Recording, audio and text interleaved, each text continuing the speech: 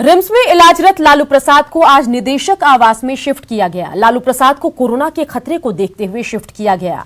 आपको बता दें कि लालू प्रसाद दिसंबर 2017 से रिम्स के निजी वार्ड में थे। झारखंड हाईकोर्ट के निर्देश पर लालू की देखभाल कर रहे डॉक्टरों ने रिम्स प्रशासन को एक प्रस्ताव भेजा था, जिसमें लालू को कोरोना संक्रमण से बचाने का अनुरोध किया गया था। लालू प्रसाद का कमरा रिम्स के पेइंग वार्ड की पहली मंजिल पर था, जबकि कोविड मरीजों के इलाज के लिए दूसरी और तीसरी मंजिल का उपयोग किया जा रहा था।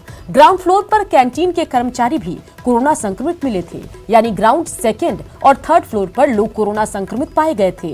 रिम्स प्रबंधन में लालू प्रसाद के लिए सबसे सुरक्षित केली बंगला बताया था। इस बंगले में लालू के टहलने की पर्याप्त जगह है। शिफ्टिंग के दौरान लालू ने मीडिया के किसी भी सवाल का जवाब नहीं दिया। ट्रांसफर करवाया है और सब व्यवस्था में लगे हुए हैं, जैसे सिस्टर हुआ, दवा हुआ, वो सब व्यवस्था में लगे हुए हैं और स्वास्थ्य तो ठीक ही है उनका अभी। और मेन बात है कि उनको एडजस्ट करने में जो समय लगेगा, हम लोग को भी एडजस्ट करने में समय लगेगा और उन्हें व्यवस्था जो है कि वो करना होगा, आंतरिक व्यवस्था। बाहरी तो पुलिस जो है वो अपना सब टेंट हाउस लगा ली है, टेंट ही सब लगा ली है और वो अपना उस तरह से इंतजाम कर रहे हैं। और संक्रमण क्षेत्र से बाहर ले आए हैं तो राहत की सांस तो है ही और ईश्वर से यही कामना है कि संक्रमण से उनको बचा के हम लोग रखें।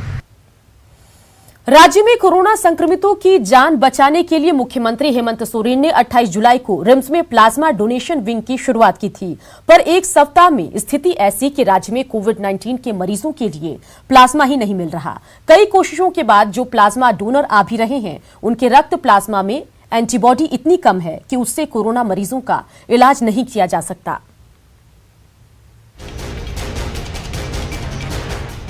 28 जुलाई को सूबे के मुख्यमंत्री हेमंत सोरेन ने इस उम्मीद के साथ रिम्स में प्लाज्मा थेरेपी की शुरुआत की थी कि कोविड-19 के गंभीर मरीजों की जान बचाई जा सकेगी। लेकिन एक सप्ताह में सिर्फ 7 कोरोना से ठीक हुए मरीजों ने प्लाज्मा दान में रुचि दिखाई, तो उसमें से भी 4 के रक्त प्लाज्मा में पर्याप्त एंटीबॉडी ही नहीं मिला। डोनर रिक्रूटमेंट का है।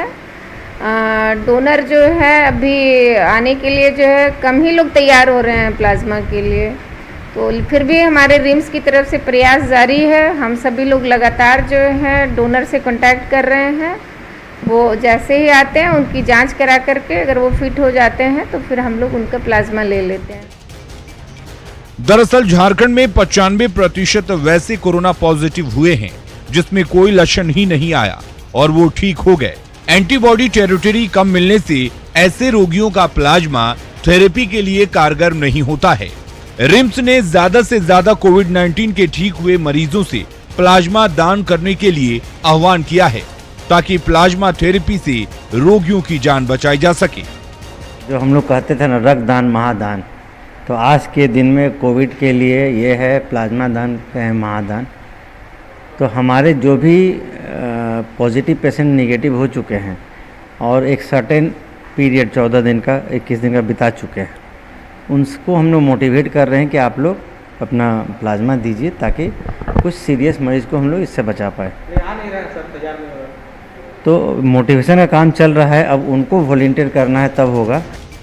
पहले रक्तदान को महादान कहा जाता था। कोरोना काल में अब डॉक्टर प्लाज्मा दान महादान का नारा देकर कोरोना को परास्त कर ठीक हुए लोगों से अपील कर रहे हैं कि वो आगे आएं और प्लाज्मा दान करें, ताकि कोविड मरीजों की जान बचाई जा सके।